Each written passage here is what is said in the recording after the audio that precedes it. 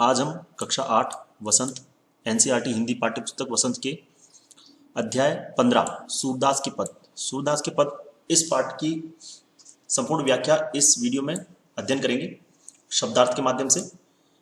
सर्वप्रथम मैं संग्राम सिंह केंद्रीय विद्यालय संगठन आपका अपनी इस कक्षा में हार्दिक अभिनंदन करता हूँ। तो आइए आगे बढ़ते हैं। सूरदास के पद संपूर्ण व्याख्या। इसमें पहला पद है, मैया कबही बढ़ेगी मेरी कबही बढ़ेगी चोटी, कितनी बार मोही दूध पियत भई यह अजब है छोटी। तू जो कहती बल्कि बेनी ज्यों है लांबी मोटी, काढ़त गुहत नहावत जे है नागिनी सी भूई लोटी। काचो दूध पियावत पची पची देती न माखन रोटी, सुर चिर जीवो दो भयो भया हरि हरदर की जोटी। सूरदास जी द्वारा लिखित ये पद है जिसमें श्री कृष्ण की लीला का वर्णन है। यहाँ पर अगली स्लाइड में मैंने इसके सारे कठिन शब्द यहाँ पे लिखे हैं, सारे कठिन शब्द हैं, ठीक है। यहाँ से आप कठिन शब्द का स्क्रीनशॉट लेकर के फिर इन कठिन शब्द के माध्यम से इसकी व्याख्या कर सकते हैं। जैसे मैया, मैया माता, तो माता कबही, कबही मतलब कब, बढ़ेगी, बढ़ेगी कब बढ़ेगी, चोटी, चोटी मेरी चोटी, जो बालों की चोटी होती है उसके बारे में श्री कृष्ण जी कह रहे हैं। कृष्ण लीला का वर्णन है। तो श्री कृष्ण जी अपनी माता यशोदा से पूछ रहे हैं कि उनकी जो चोटी है, जो सिर में जो चोटी है बालों वाली, वो कब बढ़ेगी। कितनी बार मोही मुझे, कितनी बार मोही मुझे दूध पियत भई, कितनी बार मुझे आपने दूध पिलाया, ठीक है, कितनी बार मुझे आपने दूध पिला दिया है। यह अजहूं आज भी है छोटी, परंतु ये अभी भी छोटी है। तुमने इतना मुझे दूध पिला दिया फिर भी ये छोटी है, बड़ी नहीं रही है। तो कृष्ण जी यशोदा से कह रहे हैं कि मैया माता कब मेरी चोटी बढ़ेगी, तूने कितनी बार मुझे दूध पिला दिया फिर भी ये छोटी की छोटी है। तू तो कहती है कि बल की बेनी ज्यों। अब देखो, बल की बेनी, तो बल का मतलब हो गया बलराम और बेनी मतलब हो गया चोटी। कि तू तो कहती थी कि जो बल की बेनी मतलब जो बलराम, श्री कृष्ण जी के बड़े भाई है बलराम, कि बल की बेनी, बल की चोटी के समान, बलराम की चोटी के समान वे है लांबी मोटी, के लंबी मोटी है। कि तू तो कहती है, ठीक है, कि मेरी जो चोटी है वो बलराम की चोटी के समान लंबी और मोटी है। काडत गुहत नहावत जे है, कि काडत बाल बनाती है, उसको गुथती है, नहलाती है। कि मुझे जब तू नहलाती है, मेरे बालों को गुथती है, अच्छे से बनाती है, फिर भी नागिनी सी भूई लोटी, फिर भी ये नागिनी सी, नागिन के समान, भूई जमीन पर, लोटी जमीन पर क्यों नहीं लौटती, जमीन पर क्यों नहीं रेंगती। कि मैया मेरी चोटी कब बढ़ेगी, इतना मुझे दूध पिला दिया फिर भी ये चोटी मेरी बढ़ नहीं रही है। और तू तो कहती थी कि बलराम के समान मेरी चोटी भी लंबी है, परंतु इसको तू बनाती भी है, नहलाती है, तब गुथती भी है, परंतु नागिन के समान ही जमीन पर लेटती नहीं है, जमीन पर लौटती नहीं है, जमीन पर रेंगती नहीं है। काचो दूध पियावत पची पची, और तू क्या करती है, मुझे काचो कच्चा पियावती पिलाती है, पची पची बार बार, कि तू बार बार मुझे कच्चा दूध पिलाती है, तू सिर्फ मुझे कच्चा दूध ही पिलाती है, देती ना माखन रोटी, माखन रोटी मुझे नहीं देती। कि तू बार बार मुझे इस बहाने से कि मेरी चोटी बढ़ जाएगी ये बोल बोल करके मुझे सिर्फ दूध ही पिलाती, मुझे मक्खन रोटी भी नहीं देती। तो मेरी चोटी भी नहीं बढ़ रही और मुझे मक्खन रोटी भी खाने को नहीं मिल रहा है।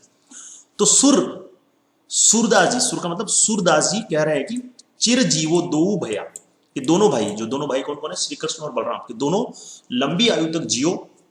हरि मतलब श्री कृष्ण और हलधर बलराम की जोटी, कि लंबी आयु तक तुम दोनों जियो और तुम दोनों की जोड़ी बनी रहे। तो यहां पर सूरदास जी कह रहे हैं, श्री कृष्ण लीला का वर्णन करते हुए श्री कृष्ण बलराम माता से कह रहे हैं, यशोदा से, कि मैया मेरी चोटी कब बढ़ेगी, इतना मुझे दूध पिला दिया है फिर भी ये छोटी की छोटी है। तू तो कहती थी बलराम की चोटी के समान ये भी लंबी हो जाएगी, मोटी है, लंबी है, मोटी है, परंतु इसको तू गुथती भी है, बनाती भी है, पर ये नागिन के समान जमीन पर लेटती नहीं, मतलब इतनी लंबी नहीं कि जमीन पर टच हो जाएगी, ये जमीन पर भी टच नहीं हो रही है, मतलब वो छोटी है। और तू मुझे बार बार कच्चा दूध पिलाती है ये बोल करके कि चोटी बढ़ जाएगी, चोटी बढ़ जाएगी, और मुझे मक्खन रोटी भी नहीं देती। तो सूरदास जी कह रहे हैं कि जो दोनों भाई हैं कृष्ण और बलराम, इनकी जोड़ी बनी रहे, ठीक है। तो ये यहाँ पर इसके कठिन शब्द है, हरि हरधर, कृष्ण बलराम जोटी जोड़ी, ठीक है। अब ये यहाँ पर इसकी पूर्ण व्याख्या लिखी हुई है कि सूरदास जी बताते हैं कि श्री कृष्ण बालपन में यशोदा से पूछते हैं कि उनकी चोटी कब बढ़ेगी, यह आज तक क्यों नहीं बढ़ी। वह माँ यशोदा से शिकायत करते हैं कि तुम मुझसे कहती थी कि जैसे बलराम भैया की लंबी मोटी चोटी है वैसी मेरी हो जाएगी, तू मेरे बाल बनाती है, इन्हें धोती है, पर यह नागिन की तरह भूमि पर क्यों नहीं लौटती। तू मुझे सिर्फ बार बार दूध पिलाती है, मक्खन रोटी खाने को नहीं देती, इसलिए ये बड़ी नहीं होती है। सूरदास जी कहते हैं कि ऐसी सुंदर लीला दिखाने वाले दोनों भाई कृष्ण और बलराम की जोड़ी बनी रहे। देखो यहाँ पर मैंने लिखा है कि दूध पिलाने से चोटी बड़ी नहीं होती, तो आप इसका दो अर्थ ले सकते हैं इसको, या तो भी बोल सकते हैं कि श्री कृष्ण ये बोल रहे हैं कि दूध पिलाने से चोटी बड़ी नहीं हो रही, या ऐसा भी बोल सकते हैं कि उनकी माता उनको इस लालच से कि तेरी चोटी बढ़ जाएगी दूध पिलाती है, मक्खन रोटी नहीं देती। ठीक है, आइए अगले पद की तरफ चलते हैं। अगला पद है कि तेरो लाल मेरो माखन खायो, दोपहर दिवस जानी, तेरो लाल मेरो माखन खायो, दोपहर दिवस जानी घर सुनो, ढूंढी ढंडोरी आप ही आयो। ठीक है, खोली किवारी पैटी मंदिर में, दूध दही सब सखनी खवायो, उखल चढ़ी सीके को लीनी, अनभावत भूई में डरकायो। दिन प्रति हानि होत गोरस की, यह ढोटा कोने ढंग लायो, सूर श्याम को हटकी न राखेते ही, पूत अनोखो जायो। तो देखिए इस पद में क्या है, इस पद में सूरदास जी बता रहे हैं कि जो गोपियां हैं वो श्री कृष्ण की शरारतों का वर्णन, जो श्री कृष्ण बदमाशी कर रहे हैं गांव में, गोकुल में, तो श्री कृष्ण की शरारतों का वर्णन गोपियां जो है माता यशोदा से कर रही है। कि इसके भी कठिन शब्द यहां पर है, लाल मतलब बेटा, माखन मतलब मक्खन, कि तेरो लाल मेरो माखन खायो, तेरे लाल तेरा बेटा जो है श्री कृष्ण, उन्होंने हमारा माखन खा लिया, मक्खन खा लिया है।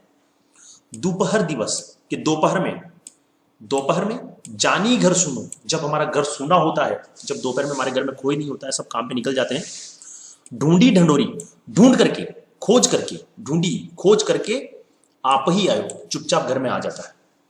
कि तेरा जो लाल है वो हमारा माखन खा जाता है, दिन में जब घर पे कोई नहीं होता, सुना होता है घर, तो वो घर में चुपचाप आ जाता है। खोली कीवारी, कीवारी दरवाजा, डोर, कि दरवाजा खोल करके पैठी मंदिर में घुस जाता है, दरवाजा खोल करके मंदिर में घुस जाता है। दूध दही सब सखनी, सखनी मतलब फ्रेंड्स, मित्र, सभी अपने दोस्तों को खिला देता है। कि तेरा लाल हमारा माखन खा जाता है, दोपहर में जब घर सुना होता है तो चुपचाप घर में घुस जाता है, गेट खोल करके मंदिर में घुसकर अपने दोस्तों को दही और दूध खिला देता है। ठीक है, उखल चढ़ी, ओखली पर चढ़ जाता है। सीके मतलब छीका होता है जो ऊपर लटका होता है, जिसमें मक्खन वगैरह रखते हैं ताकि कोई जानवर वहां तक पहुंच नहीं सके, बिल्ली वगैरह वहां तक पहुंच नहीं सके, तो उस छीके को ले लेता है और अनभावत भूयिते में ढरकर, कि जितना खाना होता है खा लेता है, और जमीन पर भी भूई मतलब जमीन पर भी उसको गिरा देता है। किसको? मक्खन को। ये देखो यहां पर है भूमि पर ढरका गिरा देता है। कि ओखली पर चढ़ता है, छींके को लेता है और मक्खन को जमीन पर, धरती पर गिरा देता है। दिन प्रति रोजाना हानि होती है, लॉस होता है। किसका? गोरस की, कि रोजाना जो है हमारी दूध दही की बहुत हानि होती है।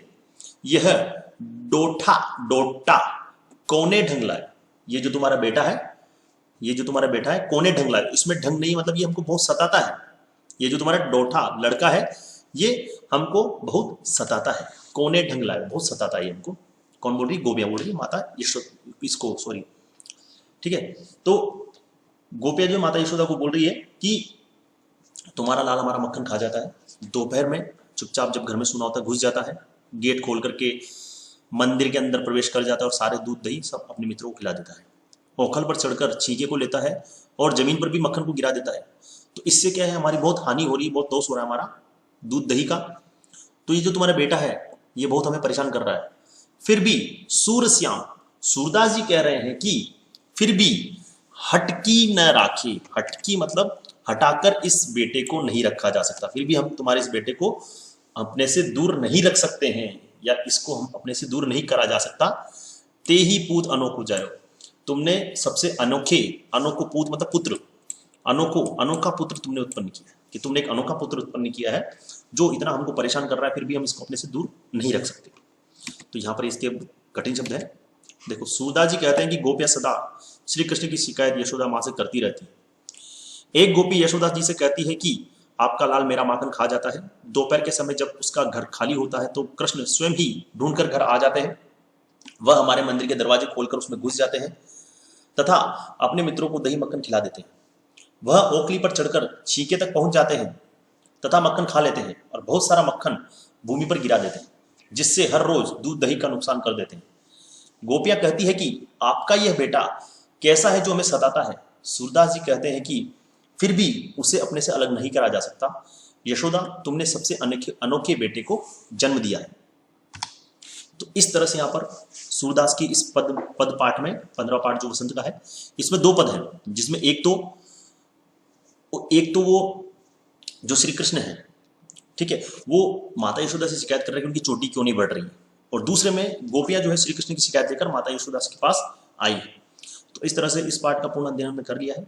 इस वीडियो के डिस्क्रिप्शन में आपको इस पाठ के प्रश्न अभ्यास का वीडियो लिंक मिलेगा, वहां से आप इसके प्रश्न उत्तर भी हल कर सकते हैं। आशा करता हूं आपको मेरा ये वीडियो पसंद आया होगा। आज के लिए बस इतना ही। धन्यवाद। आपका दिन मंगलमय हो।